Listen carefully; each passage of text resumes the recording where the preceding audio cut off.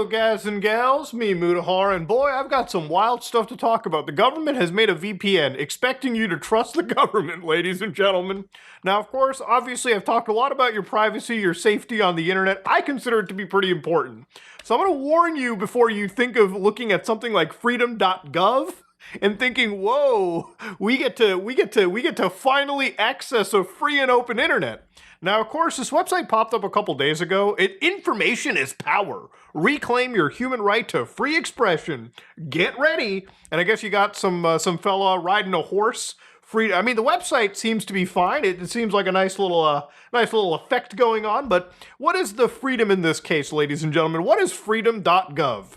Now, of course, ladies and gentlemen, for the United States government, when you look at over half the country and pending the remaining parts of the country, say for a few states, entering into age verification laws that basically are restricting people's access to the internet, unless, of course, they whip out their wallet, take out their ID, and go, here, papers, please. So no, ladies and gentlemen, it is definitely something to be a little bit concerned about. Now, to give an idea, I decided to look a little bit deeper into this, and when this whole thing broke out, when I went to freedom.gov, basically they were going out, fly, eagle, fly. But when you do a whois search on them, basically it comes out that the Cybersecurity and Infrastructure Security Agency is actually the pals behind it. So what is freedom.gov? Well, apparently it seems that freedom.gov is a place for you to access the internet in a free and open manner, as the name obviously means. So for instance, people who are close basically say that in countries like Europe, for instance, it allows the users over there to access content that is restricted under local law. So material that's labeled hate speech or propaganda, and basically they're developing freedom.gov as a State Department tool that allows the rest of the world to connect through a portal and access the free and open internet. Now, I think it's kind of wild we've gotten to a point where countries are brazenly saying, listen, we know your country is blocking access to your free speech, so just route your traffic through us, and, it's all going to be good, ladies and gentlemen. You'll get to see the internet as it actually is. It's kind of like, the Matrix, they're giving you the fucking, the red pill? Now, of course, I have a lot of concerns, as you can rightfully imagine, when a government entity offers access through itself, I imagine as a VPN service that they're giving probably for free considering it's US government owned, and I'm sure they have the money to support basically the entire world connecting through it. I am a little bit hesitant on how much, this is basically like, giving up your information to the government themselves. A lot of people are like, I don't want Big Brother spying on me. Brother, Big Brother is literally going to be looking at every single data packet you send. If you choose to go through a VPN service. A lot of people need to understand that VPNs are basically giving almost blind trust to the entity that you're working with to traffic your internet data from point to point. Anyways, though, ladies and gentlemen, I wanted to look into it. Basically, the sources that are familiar basically say it's combating what the US officials describe as government censorship of certain online content. Now, of course, based on the people that are involved in this entire story, I imagine the way that this functions is probably like a VPN. So they're probably going to release like an application, you download it, you route yourself through a server in the United States, and then you get access to the free and open internet. Now, in one, mention over here, the US government actually isn't wrong. In places like Europe, actually a lot of parts of the world, there are laws that control what you can and cannot access on the internet. Just from a Canadian perspective, if you try going onto Facebook to read your news, I believe that you can't even read news on Facebook because Canadian laws make it so that accessing news sites, from what I understand, through social media services is just not a thing anymore. And I guess the argument is to protect the economic interests of the local people. I don't understand. I haven't looked terribly deep into it. I've just seen that laws do affect what you and I cannot access on the internet.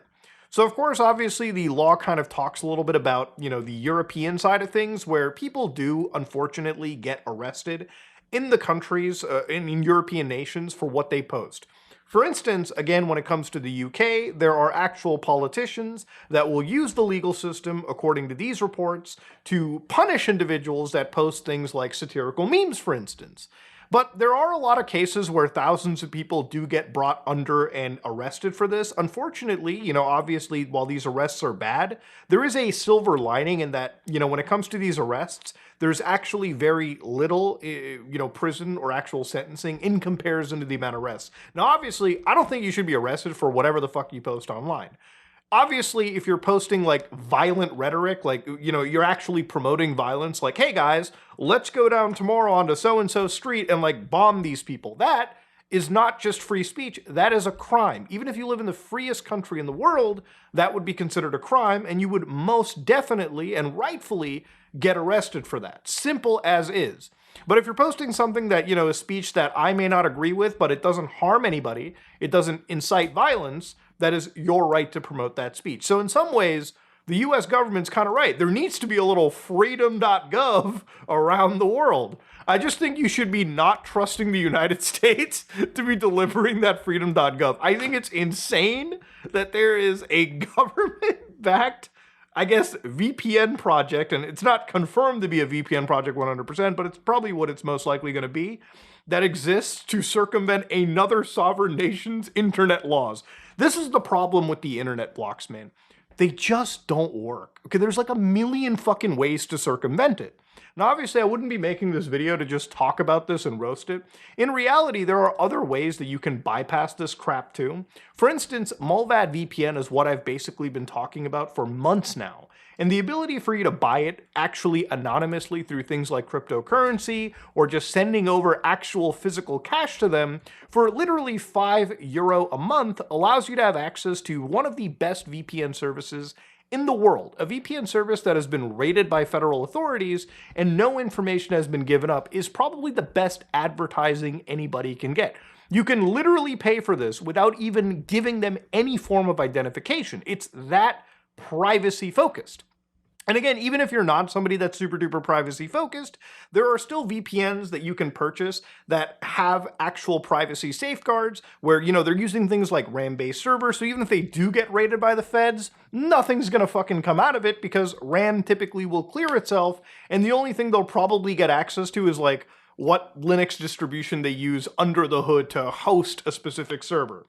There are situations, even in the US, where there are VPN bans that I talked about that thankfully, for now, have been sort of reversed, like in places like Wisconsin. Now, just because they're reversed doesn't mean they're not going to reintroduce this shit down the road. But of course, there are ultimately free options too. If you have the Brave browser like I do, you can click the three little, settings panes at the top right.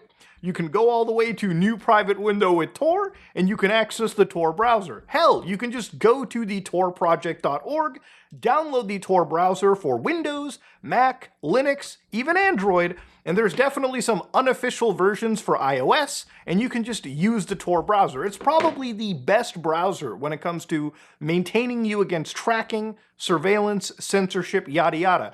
I would know, I talked about this for years. I've browsed near every single aspect of the dark web. There are videos on my channel browsing the dark web that serve as historical archives for that side of the internet. Websites that are no longer available anymore, okay? It truly is the Tartarus, the Persona 3 dungeon of the internet. Shit just keeps changing all the time. You would love using Tor if it meant your privacy, okay? It's so many ways that you can achieve privacy without giving up your data to Uncle Sam. That shit makes no sense whatsoever. So no, freedom.gov, kind of a dumb thing to go down. But of course, obviously, there are a lot of situations that come out with freedom.gov that have me kind of wondering what the true intentions of this shit really is. So for anybody that doesn't know, there have been actual cases where the US government has actually financed the projects like Tor, for instance, right? But recently, they've actually taken away or attempted taking away some of that funding too.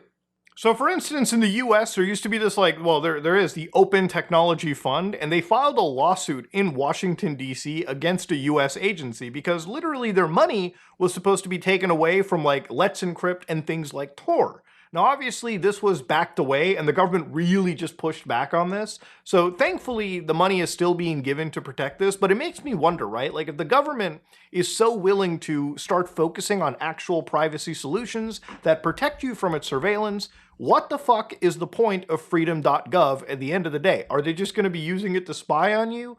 Probably.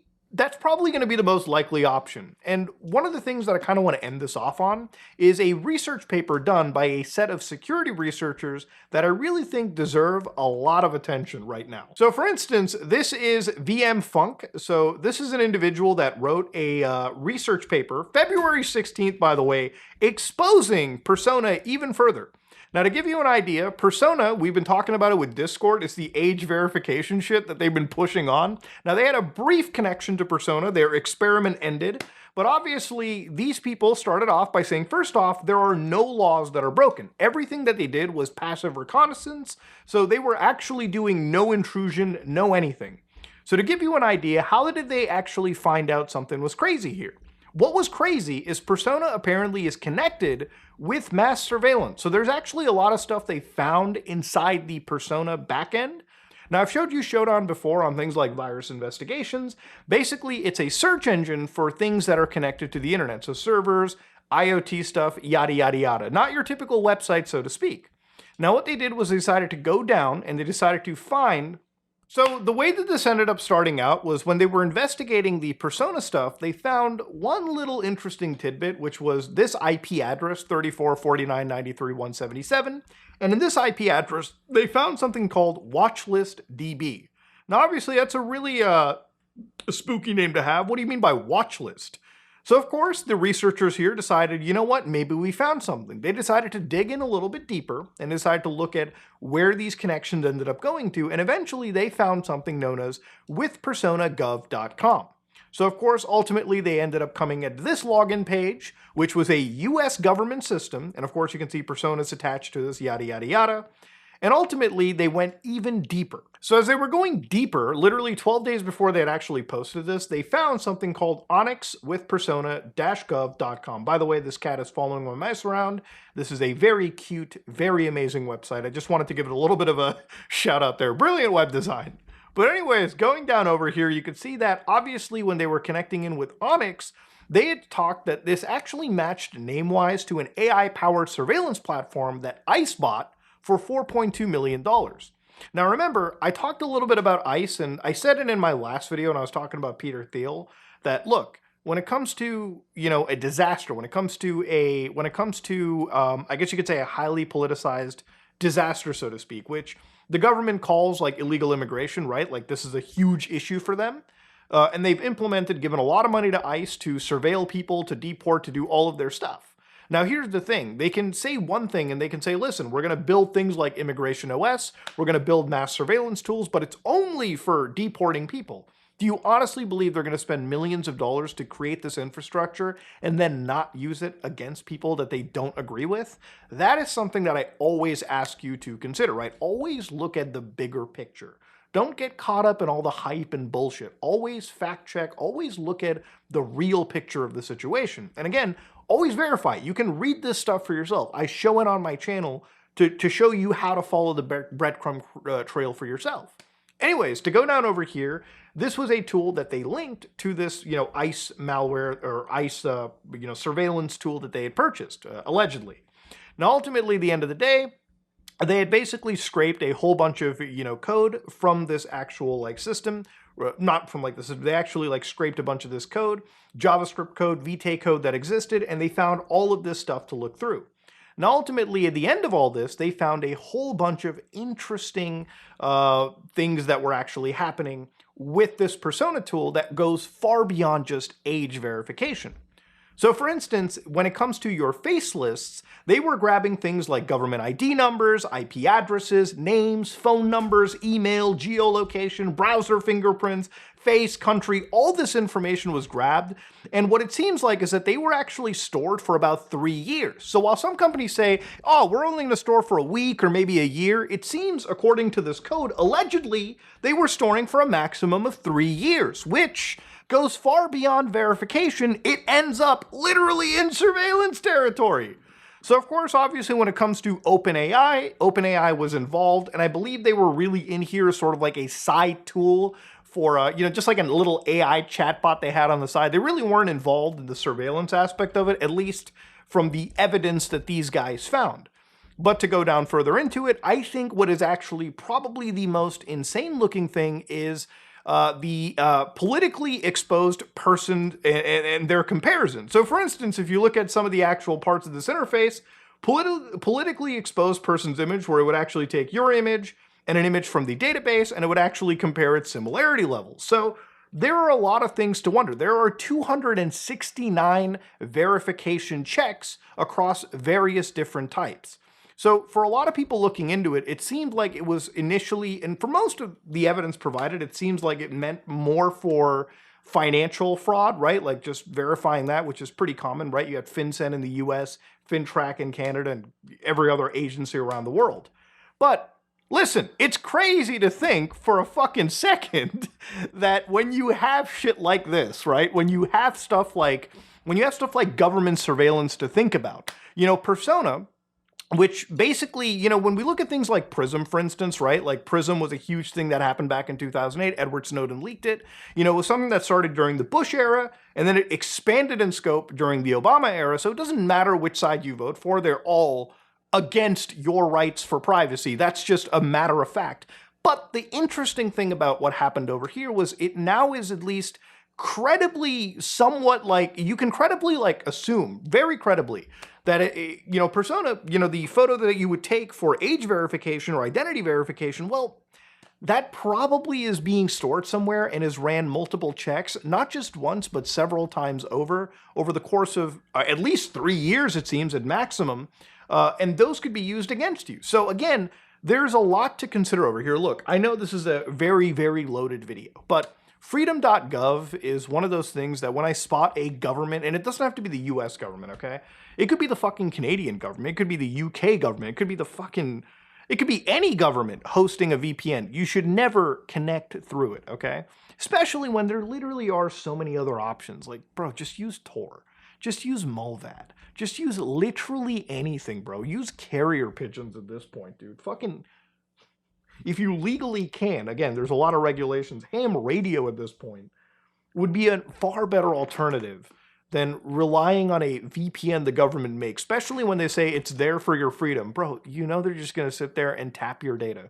We live in this insane world right now where the future of the internet a year from now, I want to say honestly less than a year, probably before GTA 6 drops, is going to be very substantially different. And I think it's good to see backlash, but I really hope that there's a lot of reversals. I think the best thing that can come out of this is people start mostly self-hosting. One of the things that I'm doing today after I edit and post this video online is I'm putting together my own self-hosted Discord-like server. I already bought a VPS. I'm already just putting it together. I'm testing it out, and if all the kinks are kind of ironed out, hopefully by next week, I can probably show you how you can start self-hosting your stuff. Because I think we should just be done with these big companies enforcing this bullshit on us, okay?